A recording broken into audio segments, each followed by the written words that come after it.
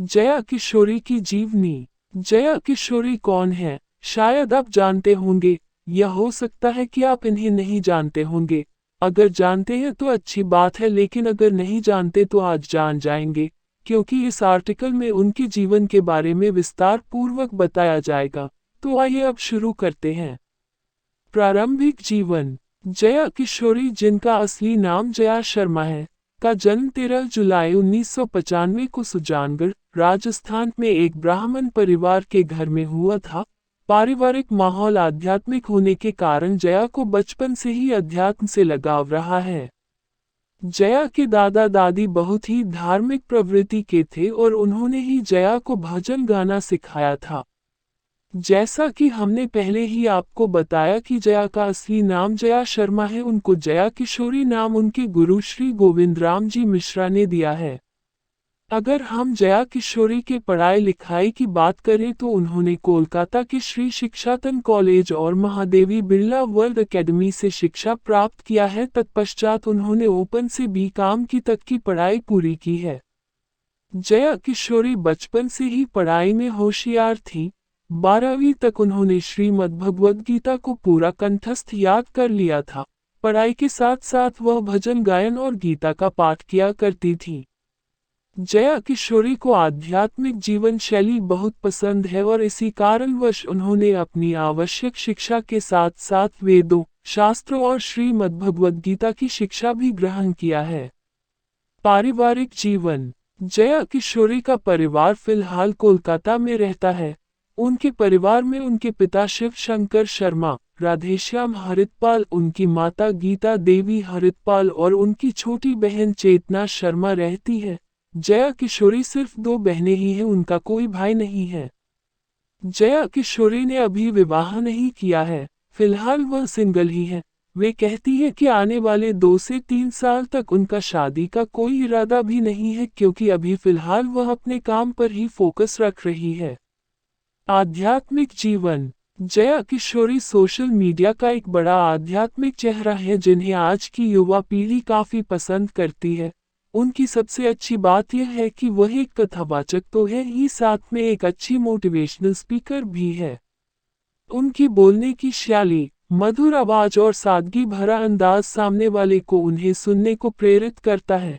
जिस उम्र लड़कियां भौतिक सुखों की दुनिया में जीना चाहती है, उसी उम्र में जया अपने आप को एक ऐसे मुकाम पर पहुंचा चुकी है जो इंसान को बुद्धिजीवियों की श्रेणी में रखता है।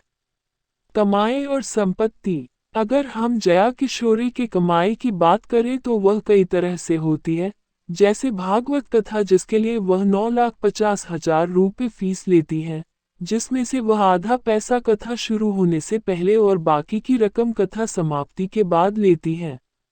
जया किशोरी अपनी कमाई का एक बड़ा हिस्सा नारायण सेवा संस्थान नामक संस्था को देती है, जो कि दिव्यांगों के देखभाल में खर्च करती है।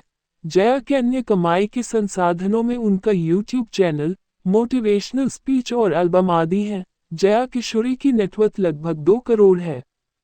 सारांश। कहते हैं कि किसी भी बच्चे का पहले हीरो या विलेन उनके माता पिता या घर का कोई व्यक्ति या फिर कोई पड़ोसी या रिश्तेदार होता है, क्योंकि इंसान वही बनता है जिस माहौल के बीच में वह रहता है। जैसे जया किशोरी के घर का माहौल आध्यात्मिक था, उन्होंने भी उसी में रुचि रखी और आज भारतीय अध्यात्म जगत का एक बड़ा चेहरा के रूप में खुद को स्थापित कर चुकी है। आज जया किशोरी जो कुछ भी है उसमें उनकी खुद की रुचि का नतीजा तो है ही, साथ ही साथ उनके परिवार का भी एक बड़ा योगदान है, क्योंकि वो जो करना चाहती थी और जो बनना चाहती थी उसमें उनके परिवार ने कोई अड़चन नहीं पैदा किया, जैसा कि आमतौर पर हमारे और आपके परिवार द्वारा किया। जैसा कि जग जाहिर है कि ज्यादातर माता पिता अपनी चॉइस अपने बच्चों पर थोपते हैं। हर एक माता पिता ये चाहता है कि हमारा बच्चा खूब पढ़ लिख कर एक अच्छी और सुरक्षित जॉब करे, जबकि जरूरी नहीं है कि बच्चा भी वही चाहता हो। ऐसे में ना तो माता पिता का सपना पूरा होता है और ना ही बच्चा कुछ बन पाता है। जरा सोचिएगा कि अगर जया किशोरी के माता पिता भी अपने बच्ची पर अपनी इच्छा को थोपते और वे चाहते कि जया आध्यात्मिक दुनिया में न जाकर अपनी सामान्य शिक्षा को पूरा करके कोई सुरक्षित जॉब करे, तो क्या आज जया इस मुकाम पर होती? नहीं ना, या तो वे अभी जॉब ढूंढ रही होती या फिर 25-50 हजार रुपए या फिर 1 लाख रुपए महीने तक की जॉब कर रही होती। आज जया किशोरी लाखों रुपया महीना तो कमाती ही है, साथ ही साथ देश विदेश तक में लोग उनको जानते भी हैं और पहचानते भी हैं। आज उनके पास दौलत, इज्जत और शोहरत सब कुछ है।